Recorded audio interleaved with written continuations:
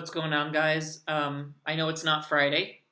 Friday's the day I normally post my videos on YouTube, but this one just couldn't wait. As all of you probably know by now, a local LGBT nightclub, local in my hometown, was shot up by a domestic terrorist, and it's had a pretty rough effect on not only myself, but everyone around. It hurts. It hurts because it was an attack on the LGBT community. It hurts because it was an attack on American soil. It hurts because I know people who were in the nightclub at the time. People who are friends of mine, and that some of them I don't even know if they're okay. Going to bed last night, even though I fell asleep around 2:30 a.m., I didn't know what had happened yet. I suppose it was just too early for me to know what had happened.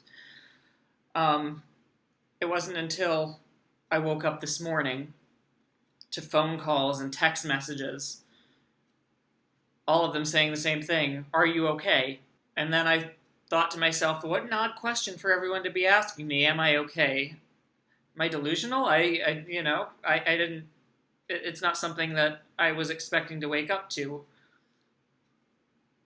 So I looked through each text message. They each said the same thing: "Are you okay?" And I looked at more recent ones, and it was from friends who were a little further away in Lakeland, and then friends from out of state, and some friends from out of the country, asking, "Are you okay?" I went to Facebook, and I found out the tragic news of what had happened. I was devastated. I spent most of my morning crying and reading articles, trying to figure out what had happened, who was in the building, because I know people who go there. I know people who go to Pulse. I don't know if any of them were there that night, but of course, I found out later some of them were. And reading news articles, trying to keep updated on how many people were gunned down, watching as the number escalated from 20 to 50, and realizing all of a sudden that the odds of any of my friends being gunned down that night went up. 150% went up. And of course, immediately I sent a text message to my mother to let her know that I was okay, because of course, if my friends from out of state know, by now my mom knows that something's going on. She came to see me today, and I remember the first thing she said to me when I saw her was, "I have never been so happy to see you in my entire life." I know I have some friends who were shot.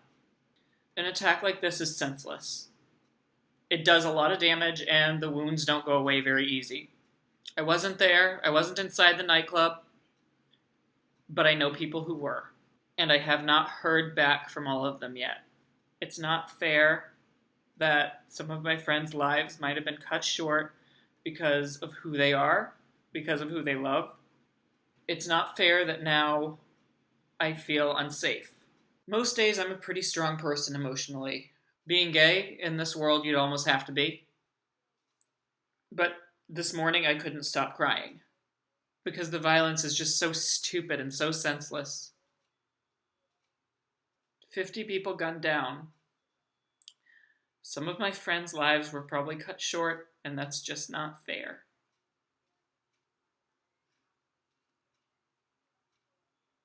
I want to say a thank you to everyone who has shown their support. Your support has meant a lot, just by offering the help, saying, "Can I be there? Can I do anything? Do you need anything?"